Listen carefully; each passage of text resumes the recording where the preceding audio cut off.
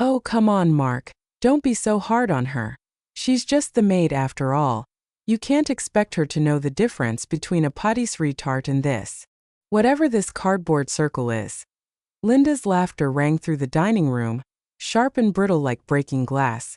She poked at the pumpkin pie I had placed on the table.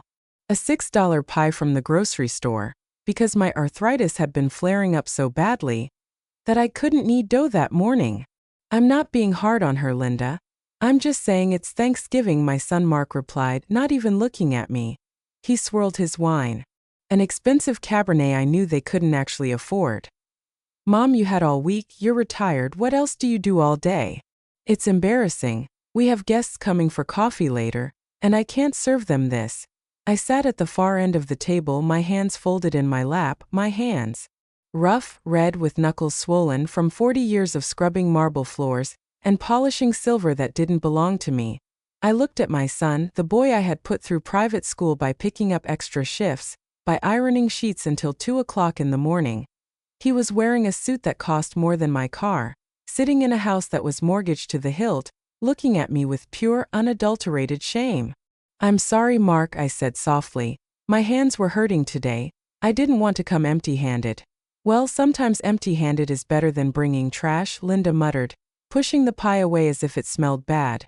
My name is Clara Higgins. I am 66 years old. For 4 decades I was the live-in housekeeper for Mr. Arthur Sterling, a tycoon who owned half the real estate in this city.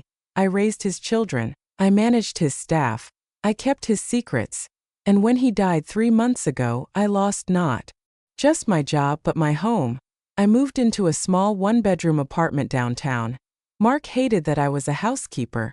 He told his friends at college that his mother was a hotel manager. When he got married to Linda, a woman who cared more about labels than love, he begged me not to wear my uniform in photos. They treated me like a distant, embarrassing relative who smelled of bleach and poverty. But they didn't know about the letter. The letter was currently sitting in my handbag, tucked inside a worn-out leather wallet. I had received it yesterday from Mr. Sterling's law firm. I hadn't even finished reading the entire legal packet because my hands were shaking too much, but I knew the bottom line. I knew the number. So, Mom, Mark said, cutting into the turkey I hadn't cooked. Linda had ordered it catered. Have you found a new job yet? You know you can't live on Social Security forever. And don't look at us, we have our own expenses. The BMW needs a new transmission. I'm not looking for a job, Mark, I said quietly. I'm done working. Linda choked on her wine. Done working? Clara, be serious.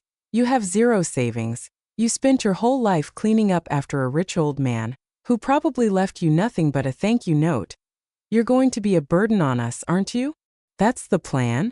I am not a burden, I said, feeling a spark of heat in my chest. I have never asked you for a penny. Not yet, Mark sneered, but we know it's coming. Oh, Mark, rent is due. Oh, Mark, I need medicine. Look, Mom, I love you, but you need to face reality. You're a broke loser. You wasted your life serving a master instead of building a career. And now you're serving us store-bought pie. He laughed at his own joke. Linda joined in. I looked at them, really looked at them. I saw the greed in their eyes, the cruelty in their mouths. I thought about Mr. Sterling. A difficult man, yes, stern, demanding, but he had seen me. He had respected me. Arthur Sterling was a good man, I said.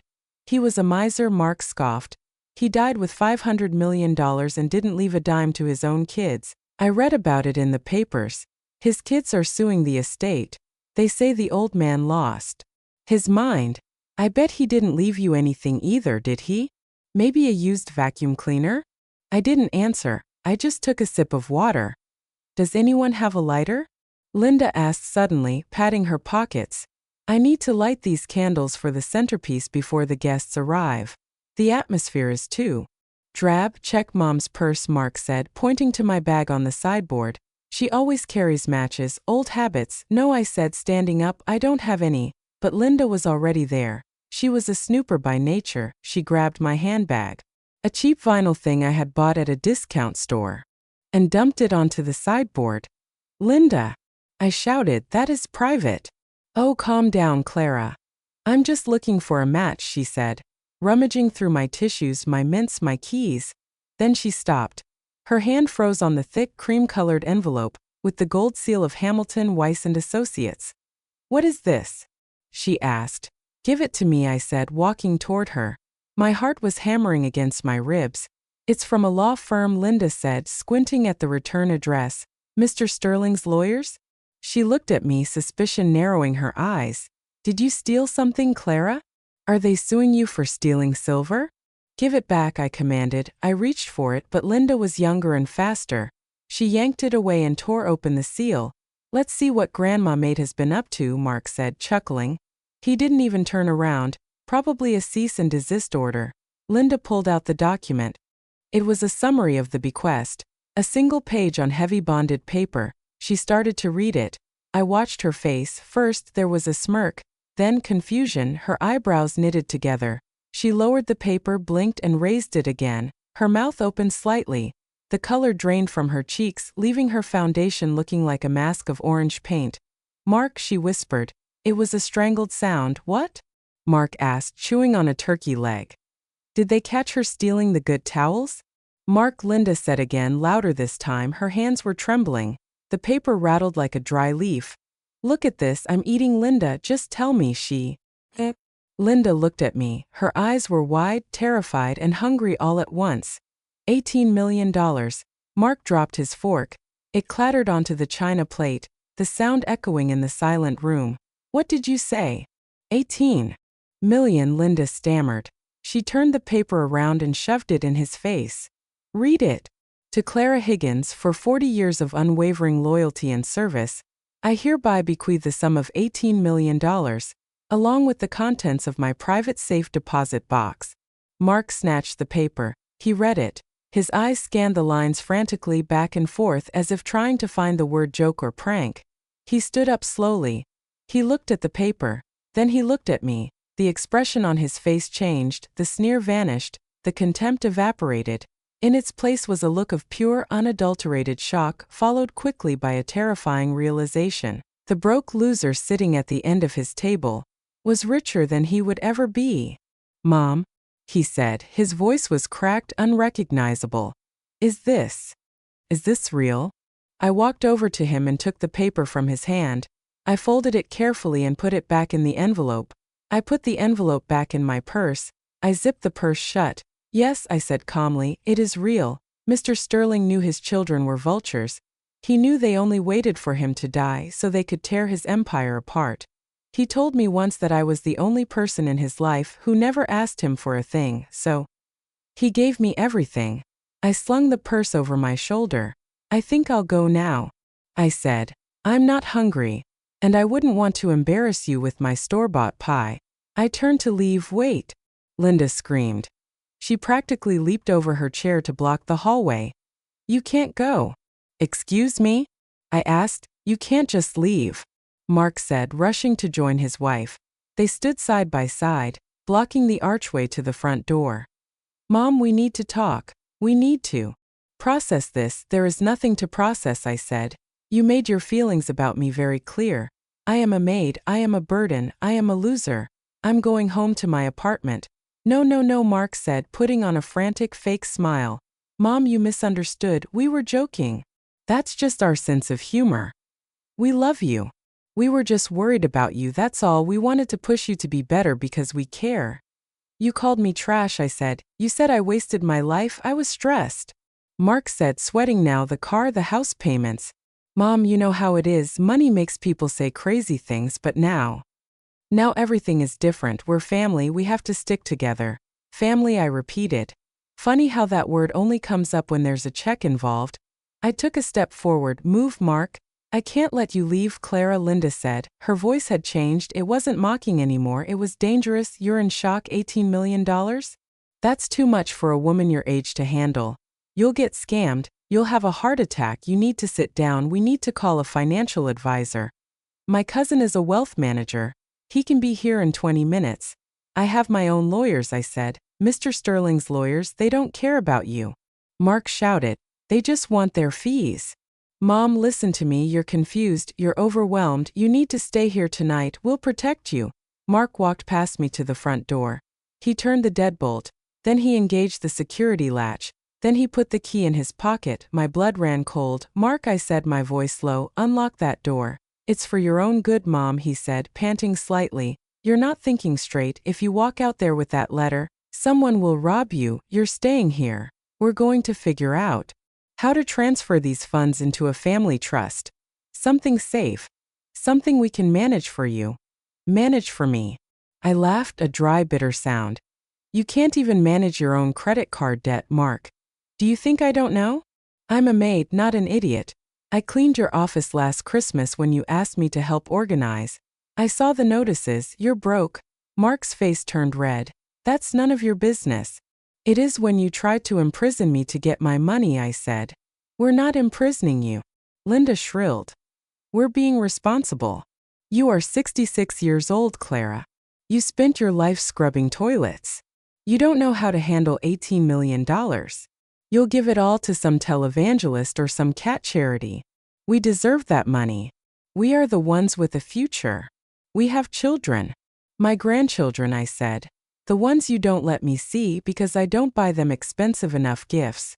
We're protecting them from your poverty mindset.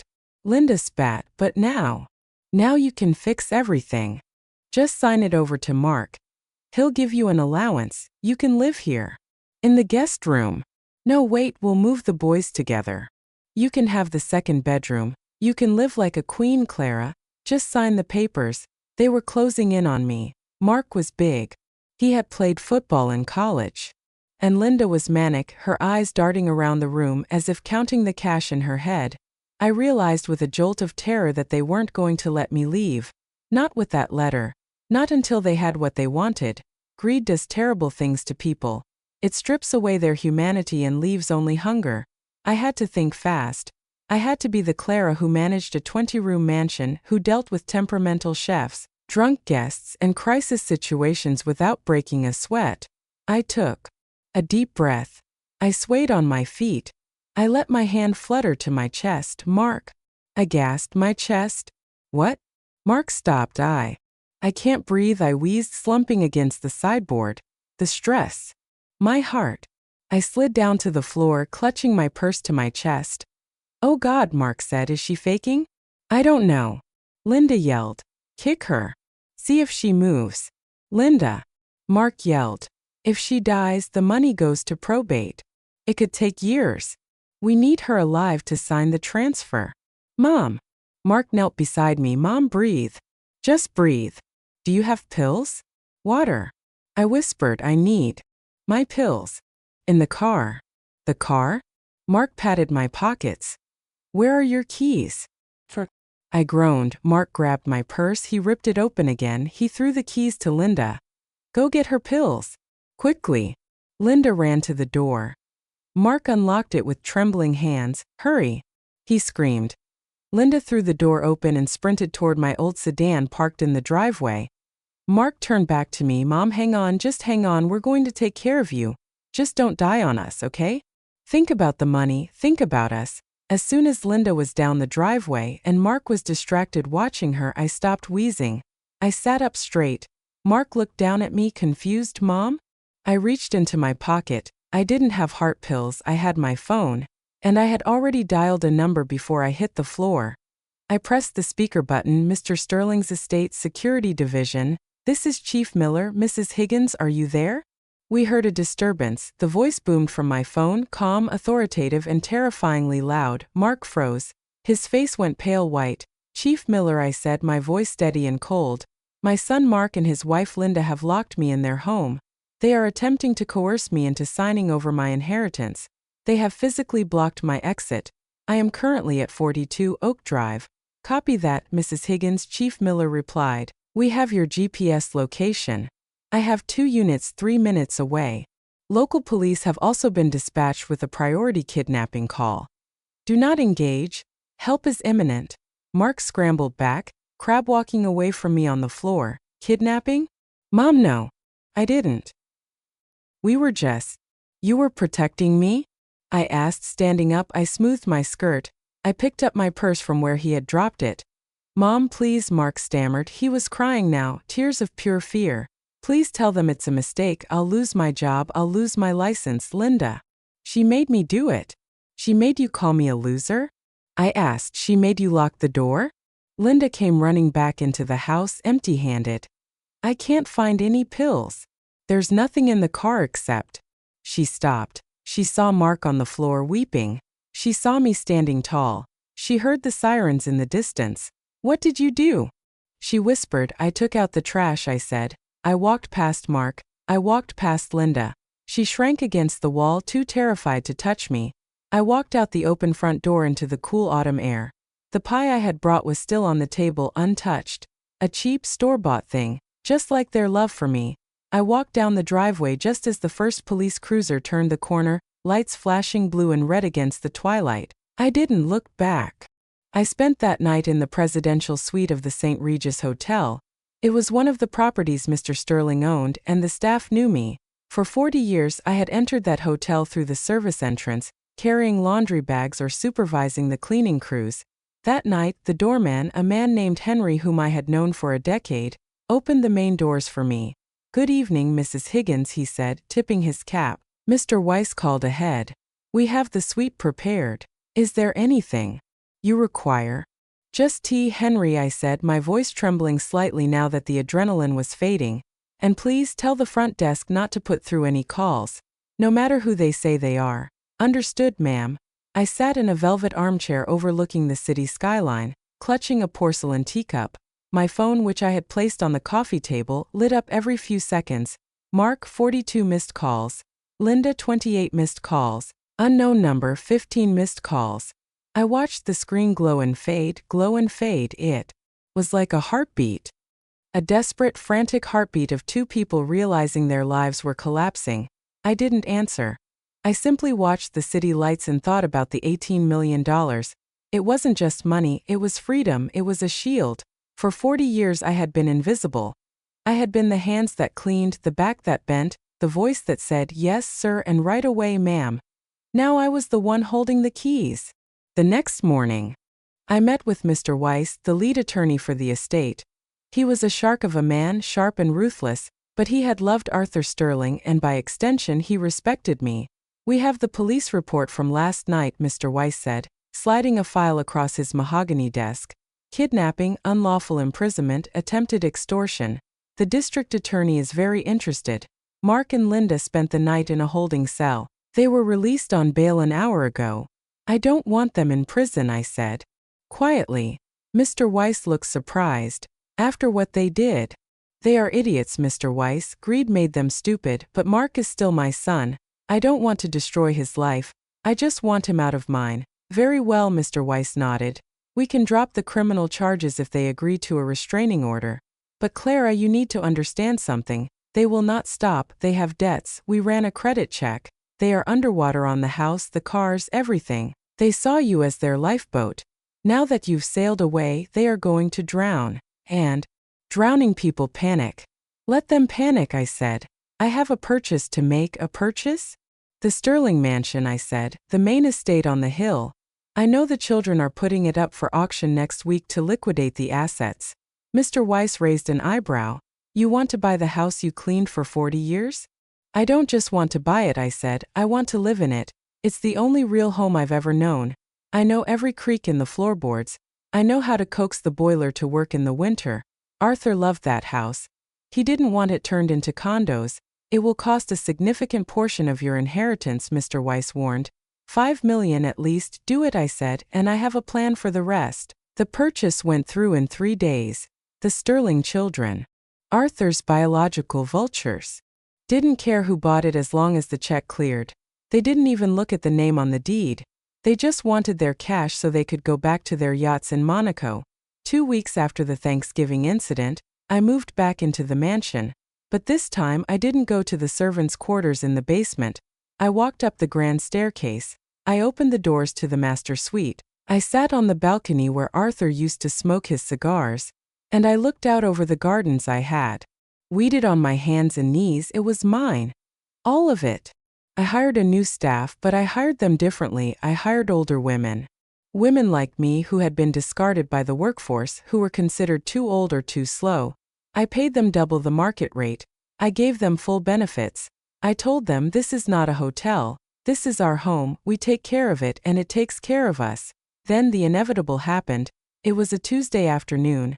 I was in the library, reading a book I had always dusted but never opened, when the gate intercom buzzed. Mrs. Higgins, the new security guard, said, "There is a vehicle at the gate, Mr. Mark Higgins and a Mrs. Linda Higgins. They say they are here to visit his mother." I closed the book. "Let them in, but tell them to wait in the driveway." I walked out onto the front portico. I was wearing a silk blouse and tailored trousers. Clothes that fit, clothes that felt like dignity. Mark and Linda's BMW rolled up the long driveway. It looked dirty. There was a dent in the bumper that hadn't been there before. They got out. Mark looked like a ghost. He had lost weight. His suit was rumpled. Linda looked even worse. Her roots were showing and she wasn't wearing makeup. They stopped at the bottom of the stairs, looking up at me. I stood between two marble pillars, looking down. The dynamic had physically shifted, and they felt it. "Mom," Mark said. His voice was hoarse. "Clara," Linda said. She tried to smile, but it looked like a grimace. We heard you bought the place. Wow, it's huge." "State your business," I said. "Mom, please." Mark took a step forward. "Can we come inside?" "It's cold." "You lost the right to enter my home when you locked me inside yours," I said. Mark flinched. "Mom, I lost my job, the arrest. Even though the charges were dropped, it's on the record. My firm fired me. Linda's credit cards are maxed out. They're going to foreclose on our house next month." "I know," I said. "I saw the legal notices in the paper." "We have nowhere to go," Linda sobbed. It sounded fake, rehearsed.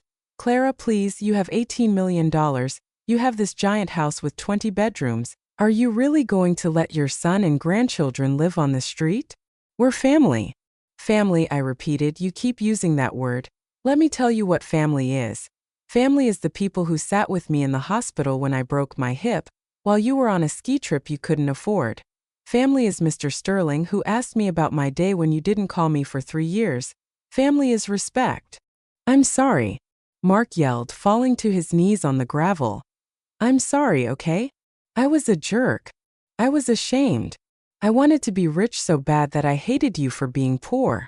It was sick, I know. But I'm paying for it now. Please, Mom. Help us." I looked at him, my son, the boy I had carried, the boy I had loved. It hurt. It hurt more than anything to see him like this. But I knew that if I gave him money now, I wouldn't be helping him. I would be feeding the cancer that had destroyed him. "I am helping you, Mark," I said. He looked up, hopeful. "You are?" "Yes, I'm teaching you the lesson I should have taught you 20 years ago. You cannot buy dignity, and you cannot steal respect." I pulled an envelope from my pocket. I signaled to the security guard, who walked over, took the envelope and handed it to Mark. "What is this?" Mark asked, opening it with shaking hands. "It's a check," Linda said, gasping. "Oh, thank God. It is a check for $5,000, I said. "5,000? Linda's face fell. "That won't even cover the mortgage arrears." "It is not for the mortgage," I said. "It is for a moving truck and a deposit on a rental apartment. A modest one. One you can afford with a normal job. A rental?" Linda shrieked. "I am not living in an apartment. I am Linda Higgins." "Then you can live in your car," I said coldly. "That is the only money you will ever receive from me. The rest of my estate has been placed in an irrevocable trust." "Trust?" Mark asked. "For the grandkids?" "No," I said, "for the Clara Sterling Foundation. We transform grand estates into sanctuaries for retired domestic workers. Women who have no pensions, no homes, and no families because they gave everything to others. This house will be their home. My money will be their security." Mark stared at me. "You're giving it all away?" "To maids?" "To queens," I corrected. "Women who worked harder in one day than you have in your entire life."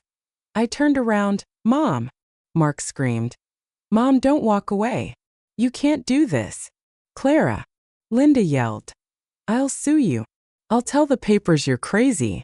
I stopped at the massive oak doors. I turned back one last time. "You can tell them whatever you want," I said, "but tell them from the other side of the gate." I walked inside and closed the heavy doors. The sound was a solid, resounding thud that echoed through the marble hall. I walked to the kitchen. My new staff, my friends, were making tea. There was Martha, who had cleaned for the mayor for 30 years, and was fired for getting arthritis. There was Rosa, who had raised 3 generations of a family that didn't invite her to the weddings. "Is everything all right, Clara?" Martha asked, wiping her hands on her apron. Yes, Martha, I smiled, sitting down at the kitchen island. Something I was never allowed to do before. Everything is perfect. Who wants pie? I made a fresh apple tart, Rosa said. Homemade, perfect, I said. I've had enough store-bought for one lifetime. Mark and Linda lost their house. They divorced 6 months later. Mark works at a car rental agency now. He sends me a card on Christmas. I send him a card back. We don't talk. Sometimes I sit on the terrace and look at the city lights below. I think about the years I spent feeling small, feeling like just the maid, and I realize that the uniform didn't make me small. Their eyes did. But in this house, surrounded by women who know the value of a clean sheet and a warm meal, I am not small. I am the lady of the house. And for the first time in 66 years, I am finally home.